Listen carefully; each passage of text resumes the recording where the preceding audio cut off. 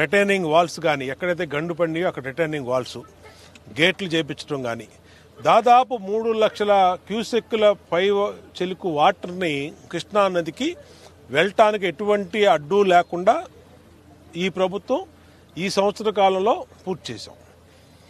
ఇవాళ బుడమేరు అనే ముప్పు విజయవాడ నగరానికి భవిష్యత్తులో రాదు, ఇప్పుడు కూడా రాదు.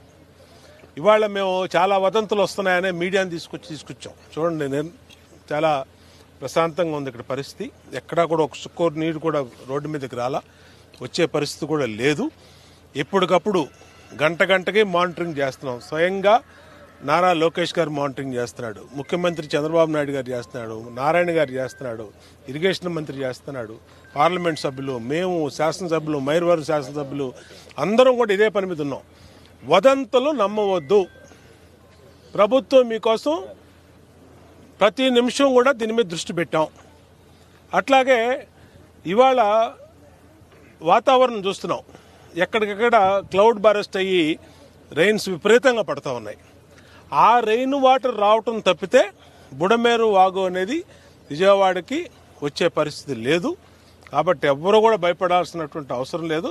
అన్ని చర్యలు తీసుకున్నాం. ఇవాళ స్వయంగా ఎంపీ గారు కేశినేని శ్రీనివాస్ చిన్ని గారు కానీ, నేను కానీ, ఇంకా మా ఎమ్మెల్యేలు అందరూ కూడా అన్ని చోట్ల ఫీల్డ్లో ఉన్నాం.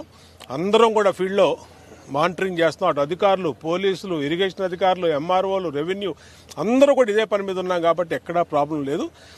ఇంకా రాబోయే రోజుల్లో విజయవాడలోకి వచ్చే బుడమేరు కాలువను కూడా ఎక్కడున్నా పూడికలు, అడ్డంకులు తొలగించి వాటర్ ఎంత వచ్చినా సరే విజయవాడ బుడమేరు ద్వారా విజయవాడలోకి ఎంత వాటర్ వచ్చినా ఏలూరు కాలువ ద్వారా కొల్లేరులోకి వెళ్ళిపోయే విధంగా చేస్తాం తప్పితే ఎక్కడా కూడా ఆగే ప్రసక్తి